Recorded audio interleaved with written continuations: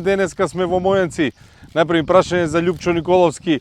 Денеска дошол овде во Кочанско и се рекламира како ја пуштил водата да тече низ Кочанско поле. Ниту полето, ниту водата се негови. Туку нека одговори Љупчо Николовски колку неговата владата на СДСМ и ДУИ инвестираше во системите за водоснабдување во Кочанското поле. Одговорот е 0. Наплатата на подружницата во Коча и Наде водостопанство изнесува 99%.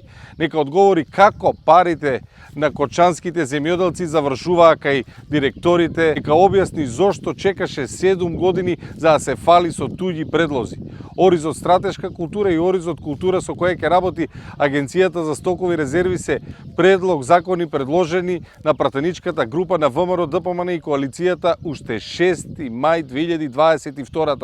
Нека ги провери добро собраниските стенограми. 7 години власт, потрошени милиони и милиарди државни пари, а земјоделците оставени на милост и на немилост.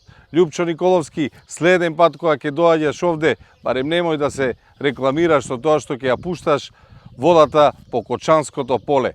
Подобро концепирај си одредени предлози, концепирај си одредени ветувања, па ќе одиме на избори, ќе видиме на кого народот ќе му ја даде довербата. А сега продолжуваме со претседателската кампања да ја направиме Македонија повторно Гордана за претседател, за број 2. Голем поздрав од Мојанци. Македонија повторно Гордана за претседател. Избери број 2.